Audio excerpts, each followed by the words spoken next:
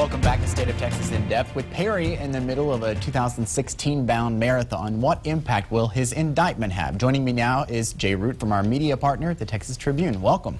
Thanks for having me. So he has been out traveling after his indictment this past week. Where's he going? What's he doing? Well, I mean, look, he's preparing for another run for president, and this indictment came at a horrible time for Rick Perry. But that's not stopping him from going out. He's been in New Hampshire. He's got other trips planned to these early primary states. He's got a trip abroad. So he's going out there and making his case, and he's not going to let this indictment slow him down, he says. It seems like the indictment would be something everyone wants to know about. I mean, every single stop he's going to, if he runs for president and this thing's still going on, every single debate, that's going to be brought up, right?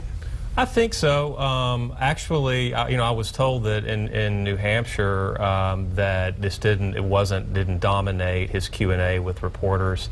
But yeah, this is hanging over his head. You can't be indicted and not have it come up. And plus, there's a legal process that's going on. So every time something new happens, there is new material for people to ask him about. What's the importance of the timing? Does he want to string this thing out, or does he want to get it over fast? There's really kind of two options the way I understand it. And one would be to try to quash the subpoenas, the indictments, and get this into the Court of Criminal Appeals, and hopefully stop this before it gets started. The other one would be to seek an early trial and get this behind him. But again, that would carry the risk of there being, a bad jury verdict. A lot of people would assume that this kind of thing hanging over your head would hurt your possible campaign, but this could actually help him. I mean, if he comes out on top, right?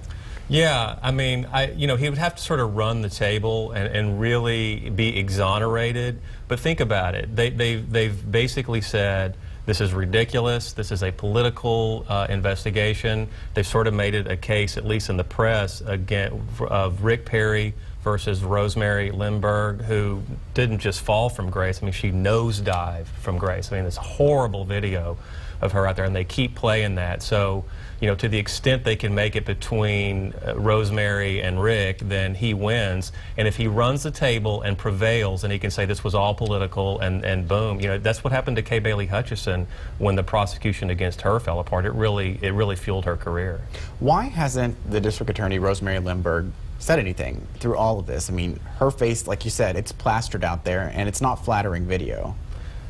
What can she say, really? I mean, it really is horrendous. There aren't enough adjectives to describe how bad this is. I mean, from the field sobriety test to the back of the car to the 2 different camera shots in the jail, it's bad, bad, bad. And she's not going to run again for district attorney. I'm not sure if it's really in her interest to say anything. I know that the Public Integrity Unit obviously has changed a lot since Governor Perry vetoed that. It's been scaled back. There's not as much money, obviously, going into it to help fund it.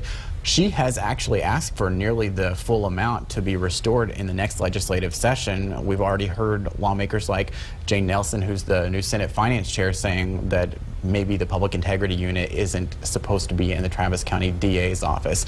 It's been a long fight, people trying to get it into the Attorney General's office over the year. Do you think that what's happening with Perry is going to affect how that plays out next session?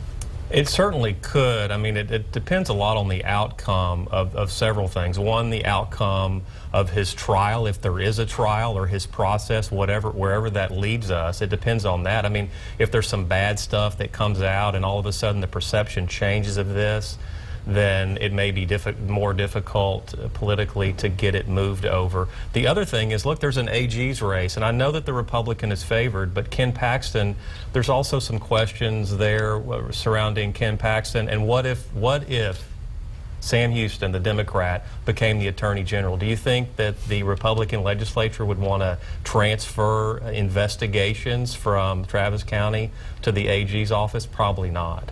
Real quick, you guys were out there at the Justice Center when all of this was going down, when he was booked and turned himself in. This is kind of a moment in history. I mean, it was a bit surreal. Kind of describe it for me as a journalist covering this. Look, it's otherworldly. My fellow journalist, Scott Braddock, turned to me and said, this is my first booking rally. Only Rick Perry could pull something like this off. I mean, He's so brash. He's got so much swagger, and instead of going in the back door and having a press conference before and after, it's just otherworldly. I don't know how to describe it. And he knows how to work the camera. That mugshot looks like a campaign photo. Well, and then after that, he went and had ice cream. I mean, it's really just sort of it's unbelievable that nobody but Rick Perry, I think, could do something like this. All right. Well, Jay, thank you very much for being with us. I'm sure we'll talk a lot about this in the coming months. I'm sure we will. All right. Governor Perry's big defense that he faces a biased jury in liberal Travis County. But Travis County is home to more than just Democrats. I sit down with leaders in both the county Republican and Democratic parties next on State of Texas in Depth.